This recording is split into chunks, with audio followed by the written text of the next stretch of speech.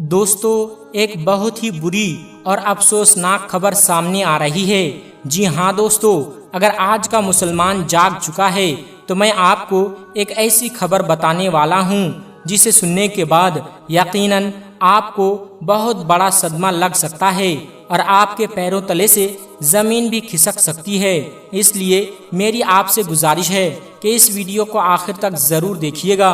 دوستو، چاہے آپ ہندو ہوں، مسلمان ہوں، سکھ ہوں یا عیسائی، میری آپ سب سے درخواست ہے کہ اس ویڈیو کو دیکھنے کے بعد زیادہ سے زیادہ شیئر کریں تاکہ خواجہ غریب نواز سے محبت رکھنے والے ہر شخص تک یہ بات پہنچ جائے۔ دوستو، آپ جانتے ہی ہیں کہ آج ہمارے بھارت میں کچھ لوگ نفرت پھیلانے کی کوشش کر رہے ہیں، بھائی بھائی سے الگ کرنے کی کوشش کی جا رہی ہے۔ حالانکہ اس ملک میں ہندو، مسلمان، سکھ اور عیسائی سب مل جل کر رہتے ہیں، لیکن کچھ نفرت پھیلانے والے لوگ مسلسل اس ملک کے اتحاد کو نقصان پہنچانے کی کوشش کر رہے ہیں، اور جو شخص اپنے ہی ملک کو توڑنے کی کوشش کر رہے ہیں وہ اچھا انسان نہیں ہو سکتا۔ دوستو، آپ نے دیکھا ہوگا کہ حکومت کے نزدیک جو بھی تعمیرات غیر قانونی سمجھی جا رہی ہے، چاہے وہ مسجد ہوں، درگاہ ہوں، مدرسہ ہوں، ان پر کارروائی کی جا رہی ہے اور یہ سلسلہ اب بھی جاری ہے۔ ایسے میں اب اجمیر شریف یعنی خواجہ غریب نواز رحمۃ اللہ علیہ کے درگاہ کے بارے میں بھی ایک افسوسناک خبر سامنے آ رہی ہے۔ کچھ نفرت پھیلانے والے لوگ اب بڑی بڑی درگاہوں کو نشانہ بنانے لگے ہیں۔ دوستو، بتایا جا رہا ہے کہ مہارانا پرتاپ نے راجستھان کے مکھیہ منتری کو ایک خط لکھا ہے جس میں مطالبہ کیا گیا ہے کہ خواجہ غریب نواز کی درگاہ کی جانچ کرائی جائے، کیونکہ وہاں بھی مندر ہونے کا دعویٰ کیا جا رہا ہے۔ حالانکہ ہم سب لوگ جانتے ہیں کہ یہ درگاہ صدیوں پرانی ہے اور اس سے ہندو، مسلمان، سکھ اور عیسائی سب کی عقیدت جڑی ہوئی ہے۔ حقیقت یہ بھی ہے کہ یہاں آنے والوں میں بڑی تعداد غیر مسلم بھائیوں کی ہوتی ہے، وہ بھی اپنی مرادیں لے کر آتے ہیں اور عقیدت کے ساتھ حاضری دیتے ہیں۔ ہر سال لاکھوں لوگ اس درگاہ پر حاضر ہوتے ہیں اور اپنی دعائیں مانگتے ہیں، لیکن افسوس کی بات یہ ہے کہ اب کچھ لوگ اس درگاہ کو بھی نشانہ بنانے کی کوشش کر رہے ہیں، مگر شاید وہ یہ بھول گئے ہیں کہ کرسی پر کوئی بھی بیٹھے ہوں مگر راجا تو میرا خواجہ ہی ہے۔ دوستو، جو لوگ خواجہ غریب نواز کے بیٹھائے ہوئے اونٹ کو نہیں اٹھا سکے، وہ خواجہ غریب نواز کی درگاہ کو کیسے نقصان پہنچا سکتے ہیں؟ اس لیے چاہے لوگ کتنی ہی نفرت پھیلائیں اور کتنی ہی کوششیں کریں، لیکن اس ملک کے سمجھدار ہندو اور سمجھدار مسلمان کبھی بھی ایسی حرکت کامیاب نہیں ہونے دیں گے۔ دوستو، ایسے حالات میں ہمیں امن، محبت اور بھائی چارے کو قائم رکھنا ہے۔ نفرت پھیلانے والوں کی باتوں میں نہیں آنا ہے۔ وہ صرف اپنی شہرت اور اپنی کرسی بچانے کے لیے ایسی باتیں کرتے ہیں۔ ہر مذہب میں چند ایسے لوگ ضرور ہوتے ہیں جو نفرت پھیلاتے ہیں، چاہے وہ ہندو ہوں، مسلمان ہوں، سکھ ہوں یا عیسائی، لیکن ایسے لوگ انسانیت کے دشمن ہوتے ہیں۔ اس لیے کہا گیا ہے، مذہب نہیں سکھاتا آپس میں بیر رکھنا، ہندی ہیں ہم وطن ہیں، ہندوستان ہمارا۔ جو شخص واقعی اس ملک سے محبت کرتا ہے وہ ہمیشہ امن، بھائی چارے اور محبت کی بات کرے گا۔ وہ کبھی کسی مذہب، عقیدت یا عبادت گاہ کو نقصان پہنچانے کی کوشش نہیں کرے گا۔ اس لیے مجھے لگا کہ یہ بات آپ سب تک ضرور پہنچانی چاہیے۔ دوستو، حقیقت یہ بھی ہے کہ ہمارے بھارت کے پردھان منتری نریندر مودی ہر سال خواجہ غریب نواز کی بارگاہ میں چادر بھیجتے ہیں۔ اس سے اندازہ ہوتا ہے کہ اس درگاہ سے ان کی بھی عقیدت وابستہ ہیں۔ اس طرح بڑے بڑے فلمی ستارے اور مشہور شخصیات بھی اپنا نیا کام شروع کرنے سے پہلے یہاں حاضری دیتے ہیں، دعا مانگتے ہیں اور پھر اپنے کام کا آغاز کرتے ہیں۔ اللہ تبارک و تعالی انہیں کامیابی عطا فرماتا ہے۔ دوستو، بہت سے غیر مسلم بھائی بھی جو امن اور بھائی چارے چاہتے ہیں، ایسی خبروں کو سن کر پریشان ہوتے ہیں۔ وہ بھی نہیں چاہتے کہ خواجہ غریب نواز کی درگاہ کے ساتھ اس طرح کی کارروائی ہو یا وہاں کھدائی کی جائے، لیکن افسوس کہ اب بڑی بڑی درگاہوں کو بھی نشانہ بنایا جا رہا ہے۔ ایسے وقت میں مسلمانوں کو صبر سے کام لینا چاہیے، کیونکہ اللہ تبارک و تعالیٰ نے فرمایا ہے ان اللہ مع الصابرین، یعنی بے شک اللہ تبارک و تعالیٰ صبر کرنے والوں کے ساتھ ہے۔ جو لوگ نفرت پھیلاتے ہیں وہ اپنی کوشش کرتے رہیں گے، لیکن اگر ہم ان کی باتوں پر دھیان نہ دیں اور صرف محبت، امن اور بھائی چارے کا پیغام دیتے رہیں تو ایک دن وہ خود خاموش ہو جائیں گے۔ ہمیں صرف محبت بانٹنی ہے، نفرت نہیں۔ ہمیں اس ملک کی یکجہتی اور بھائی چارے کو مضبوط کرنا ہے۔ مجھے امید ہے کہ آپ میری ان باتوں کو ضرور سمجھیں گے۔ دوستو، خواجہ غریب نواز رحمۃ اللہ علیہ کی بارگاہ کوئی عام یا چھوٹی بارگاہ نہیں، یہ ایک بہت بڑی اور بافیض بارگاہ ہے۔ یہاں ہر مذہب کے ماننے والے اپنی مرادیں لے کر آتے ہیں اور اللہ تبارک و تعالیٰ سے دعائیں مانگتے ہیں۔ تاریخ میں یہ بھی ملتا ہے کہ بادشاہ اکبر بھی یہاں اپنی مراد لے کر حاضر ہوتے تھے۔ انہوں نے اللہ تعالیٰ سے اولاد کی دعا مانگی اور اللہ تعالیٰ نے انہیں بیٹے کی نعمت عطا فرمائی۔ اس لیے ہر سال لاکھوں لوگ اس بارگاہ میں حاضر ہوتے ہیں۔ اس لیے چاہے کوئی کتنی ہی کوشش کر لیں، خواجہ غریب نواز رحمۃ اللہ علیہ کی بارگاہ کا بال بھی بیکار نہیں کر سکتا۔ ہمیں اللہ تبارک و تعالیٰ پر پورا یقین ہے۔ دوستو، جب خواجہ غریب نواز رحمۃ اللہ علیہ پہلی بار اجمیر شریف تشریف لائے تو آپ نے ایک خیمہ لگایا ہوا تھا۔ آپ عصر سے لے کر مغرب تک مسلسل روتے رہتے تھے۔ اجمیر کا ایک نوجوان کسی کام سے باہر گیا ہوا تھا۔ کچھ عرصے بعد جب واپس آیا تو ایک دن اس کا گزر اس خیمے کے قریب سے ہوا۔ جب وہ وہاں سے گزرا تو اسے رونے کی آواز سنائی دی۔ اس نے دیکھا کہ خواجہ غریب نواز رو رہے ہیں۔ وہ اس وقت مسلمان نہیں تھا۔ وہ فوراً گھر گیا اور اپنی ماں سے پوچھا، ماں، یہ مسلمانوں کے بابا کیوں روتے ہیں؟ میں روز یہاں سے گزرتا ہوں، عصر سے لے کر مغرب تک یہ روتے رہتے ہیں۔ ماں نے کہا، بیٹا جا کر خود ان سے پوچھ لو۔ وہ نوجوان خواجہ غریب نواز کے خیمے میں حاضر ہوا اور عرض کیا، بابا میں روز یہاں سے گزرتا ہوں، آپ کے رونے کی آواز سنتا ہوں، آپ مجھے بتائیے کہ آپ کیوں روتے ہیں؟ خواجہ غریب نواز نے فرمایا، کیا تم جاننا چاہتے ہو کہ میں کیوں روتا ہوں؟ نوجوان نے کہا، جی ہاں۔ خواجہ غریب نواز نے فرمایا، میں نے اپنی زندگی کا ایک طویل عرصہ اپنے مرشد کی خدمت میں گزارا ہے۔ مجھے اپنے پیر کی یاد رلاتی ہے۔ میں عصر سے مغرب تک اپنے مرشد کی یاد میں روتا رہتا ہوں۔ نوجوان نے کہا، میں نے تو سنا تھا کہ انسان جب تکلیف میں ہوتا ہے تو روتا ہے، کیا محبت میں بھی انسان کو رونا آتا ہے؟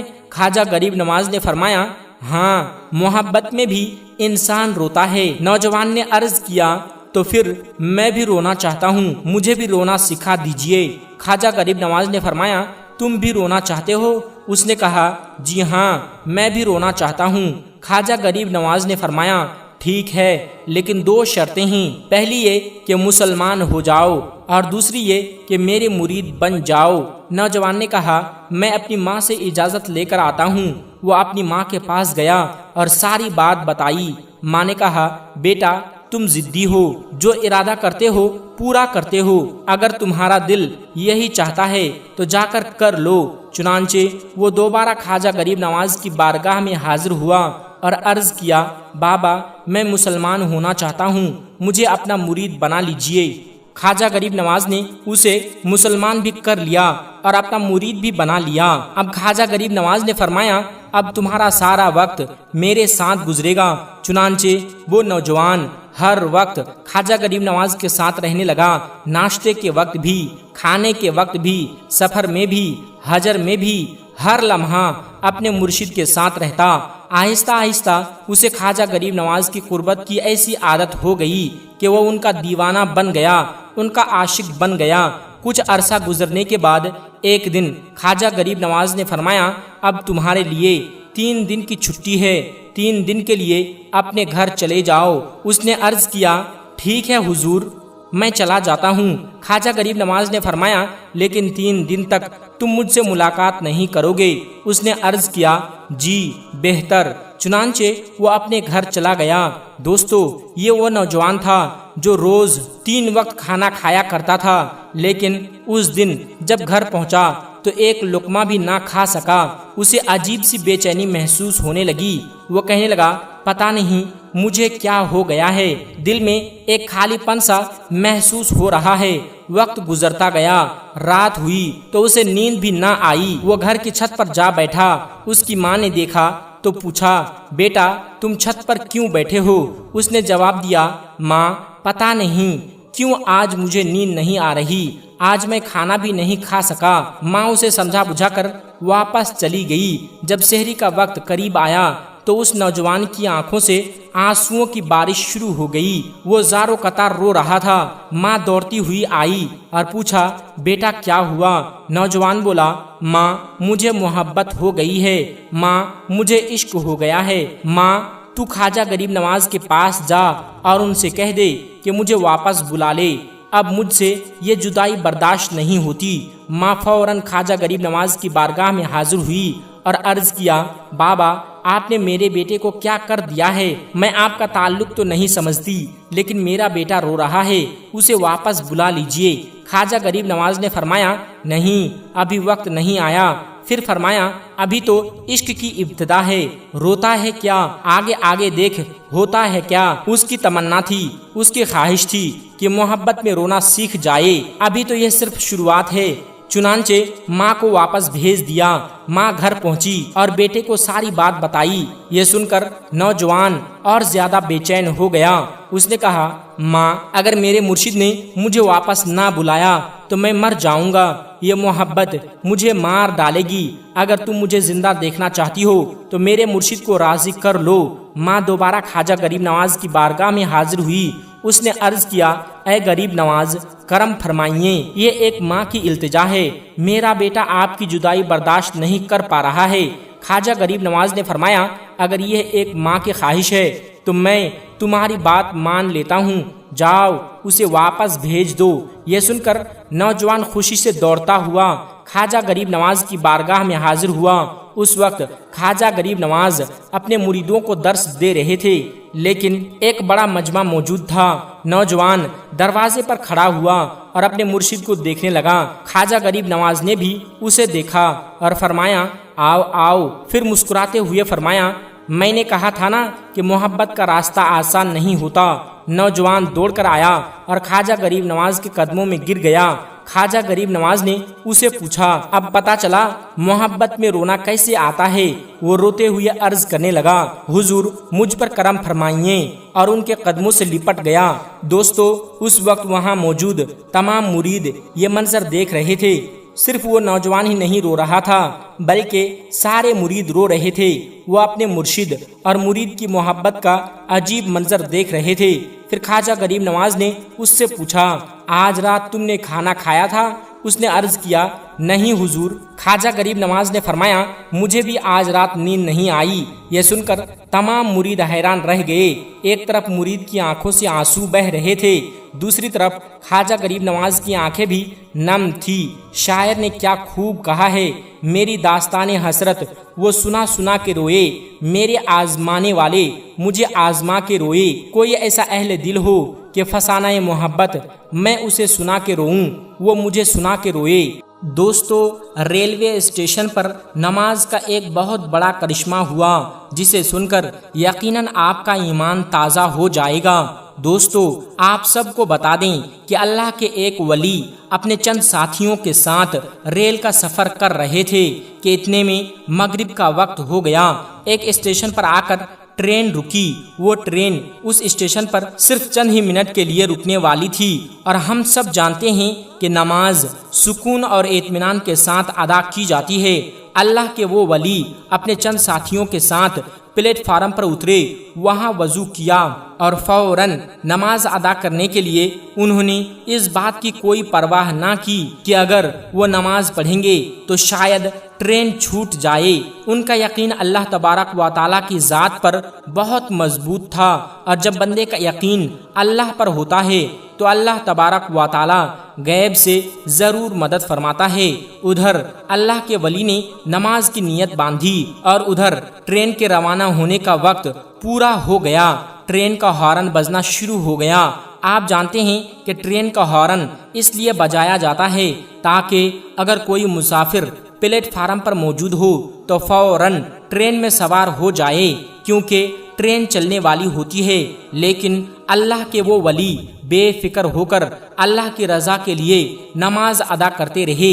ریلوے ماسٹر نے جب انجن چلانے کی کوشش کی تو لاکھ کوشش کے باوجود ٹرین 1 انچ بھی آگے نہ بڑھ سکی۔ ٹرین ماسٹر بہت ہی زیادہ حیران ہو گیا۔ اسی وقت وہاں موجود ایک انجینئر کو اس نے فوراً حکم دیا کہ انجن کو اچھی طرح چیک کرو۔ انجینئر نے پورے انجن اور پوری ٹرین کی مکمل جانچ کی، لیکن اسے کہیں کوئی بھی خرابی یا نقص نظر نہ آیا۔ اب ریلوے ماسٹر اور بھی زیادہ پریشان ہو گیا کہ آخر یہ کیا معاملہ ہے، ٹرین میں کوئی خرابی بھی نہیں لیکن پھر بھی 1 انچ آگے نہیں بڑھ رہی ہے۔ یہ سوچتے ہوئے وہ ٹرین سے نیچے پلیٹ فارم پر اتر آیا۔ وہاں اس کی نظر چند لوگوں کے ساتھ ایک نورانی بزرگ پر پڑی جو پوری توجہ کے ساتھ نماز ادا کر رہے تھے۔ وہ یہ منظر دیکھ کر بہت حیران ہوا۔ اس نے وہاں موجود کچھ لوگوں سے پوچھا، کیا یہ لوگ بھی اسی ٹرین کے مسافر ہیں؟ لوگوں نے جواب دیا، جی ہاں، یہ اسی ٹرین کے مسافر ہیں، یہ نماز ادا کرنے کے لیے پلیٹ فارم پر اترے ہیں اور اس وقت اللہ تبارک و تعالیٰ کی عبادت میں مشغول ہیں۔ یہ سنتے ہی ریلوے ماسٹر سمجھ گیا کہ شاید اسی وجہ سے ٹرین آگے نہیں بڑھ رہی۔ دوستو، یہ اللہ کے ولی کی کرامت تھی یا پھر آپ اسے اللہ تبارک و تعالیٰ کی قدرت کا کرشمہ بھی کہہ سکتے ہیں۔ بعض لوگ یہ سمجھتے ہیں کہ کرامات الگ چیز ہیں، معجزہ الگ چیز ہیں اور کرشمہ ایک الگ چیز ہیں۔ تو میں آپ کو بتا دوں کہ یہ سب اللہ تبارک و تعالیٰ کی قدرت ہی کے مظاہر ہیں۔ نبیوں سے جو غیر معمولی کام ظاہر ہوتے ہیں انہیں معجزہ کہا جاتا ہے، لیکن وہ بھی اللہ تبارک و تعالیٰ کی قدرت ہی سے ہوتے ہیں، اور اللہ کے ولیوں سے جو غیر معمولی کام ظاہر ہوتے ہیں انہیں کرامت کہا جاتا ہے، اور وہ بھی اللہ تبارک و تعالیٰ ہی کی عطا ہوتی ہے۔ صرف دونوں کے نام الگ رکھے گئے ہیں تاکہ فرق واضح ہو جائے۔ نبی کے معجزے کا مقام الگ ہے اور ولی کی کرامات کا مقام الگ۔ ادھر ریلوے ماسٹر بے چینی سے انتظار کر رہا تھا کہ کب یہ لوگ نماز مکمل کریں اور کب ٹرین میں واپس سوار ہوں۔ اس کے دل میں خیال آ رہا تھا کہ شاید انہی کی وجہ سے ٹرین رکی ہوئی ہے اور اسی لیے چل نہیں رہی ہے۔ کچھ دیر بعد اللہ کے ولی اور ان کے ساتھیوں نے نماز مکمل کی۔ جیسے ہی انہوں نے سلام پھیرا، ریلوے ماسٹر فوراً ان کے پاس آیا اور ادب سے عرض کرنے لگا، حضرت، آپ کا انداز اور آپ کی عبادت دیکھ کر میں بہت متاثر ہوا ہوں۔ مجھے پورا یقین ہے کہ ہماری ٹرین اس لیے نہیں چل رہی ہے کیونکہ آپ نماز ادا کر رہے تھے۔ مہربانی فرما کر جلدی سے ٹرین میں سوار ہو جائیں۔ مجھے یقین ہے کہ جیسے ہی آپ ٹرین میں قدم رکھیں گے ٹرین چل پڑے گی۔ دوستو، یقیناً ایسا ہی ہوا۔ جیسے ہی اللہ کے ولی نے اپنے مبارک قدم ٹرین میں رکھیں اسی وقت ٹرین چل پڑی۔ سبحان اللہ۔ دوستو، یہی اللہ کے ولیوں کی کرامت ہے۔ بعض لوگ اس واقعے کو حضور اعلیٰ حضرت رحمت اللہ علیہ کی کرامات بیان کرتے ہیں، جبکہ بعض لوگ اسے حضور تاج الشریعہ رحمت اللہ علیہ کی کرامات کہتے ہیں۔ بہرحال، کرامت جس بزرگ کی بھی ہوں، اس واقعے سے ہمیں ایک بہت بڑا سبق ملتا ہے کہ نماز کسی بھی حالت میں معاف نہیں، چاہے انسان ٹرین میں ہی کیوں نہ ہو۔ جی ہاں دوستو، نماز مومن کی معراج ہے، نماز مومن کے لیے راحت ہے، نماز مومن کے لیے سکون ہے، نماز ہر مسلمان پر فرض کی گئی ہے۔ اس میں کسی قسم کی کوئی کوتاہی کی اجازت نہیں۔ اگر کوئی بیمار ہو جائے اور کھڑے ہو کر نماز نہ پڑھ سکے تو بیٹھ کر نماز پڑھنے کا حکم ہے، اگر بیٹھ کر بھی نماز نہ پڑھ سکے تو لیٹ کر نماز پڑھنے کا حکم ہے، اور اگر ایسی حالت میں ہو کہ جس کا ایک بھی عضو حرکت نہ کر سکتا ہو تو آنکھوں کے اشارے سے نماز ادا کرنے کا حکم ہے، یعنی نماز کسی بھی صورت میں معاف نہیں۔ دوستو، اگر آپ چاہتے ہیں کہ اللہ تبارک و تعالیٰ سے بات کریں تو نماز ادا کریں، اور اگر چاہتے ہیں کہ اللہ تعالیٰ آپ سے بات کریں تو قرآن مجید کی تلاوت کریں۔ نماز میں بے شمار برکتیں ہیں۔ نماز مومن کے لیے اللہ تبارک و تعالیٰ کا بہت بڑا تحفہ ہے۔ یہ وہ عظیم تحفہ ہے جو اللہ تبارک و تعالی نے اپنے حبیب حضرت محمد صلی اللہ علیہ وسلم کو معراج کی رات اپنی بارگاہ میں عطا فرمایا۔ دنیا کی دوسری نعمتیں تو زمین پر عطا کی گئیں، لیکن نماز وہ نعمت ہے جسے اللہ تبارک و تعالی نے اپنے محبوب کو اپنے پاس بلا کر عطا فرمایا۔ اس لیے یقیناً نماز بہت بڑی نعمت ہے اور ہمیں چاہیے کہ ہم 5 وقت کی نماز پابندی کے ساتھ ادا کریں۔ لیکن دوستو، نماز کی بے شمار برکتیں اور کرشمے بھی ہیں۔ جو لوگ نماز پڑھتے ہیں وہ ہمیشہ پاکیزگی میں رہتے ہیں۔ نماز پڑھنے والوں کے چہروں پر نور ہوتا ہے۔ جو لوگ نماز کی پابندی کرتے ہیں اللہ تعالیٰ انہیں بہت ہی جسمانی اور روحانی بیماریوں سے محفوظ رکھتا ہے۔ وہ ہر قسم کی برائیوں اور آفتوں سے بچتے رہتے ہیں۔ دوستو، نماز میں واقعی بہت برکت ہے۔ اگر آپ کبھی کسی نمازی سے پوچھیں تو وہ آپ کو ضرور بتائے گا کہ نماز میں کتنا سکون اور راحت ملتی ہے۔ آج دنیا کے لوگ سکون کی تلاش میں جگہ جگہ بھٹک رہے ہیں، لیکن اللہ تبارک و تعالی نے خود فرمایا ہے کہ اگر تمہیں سکون چاہیے تو نماز کی طرف آؤ، مسجد کی طرف آؤ۔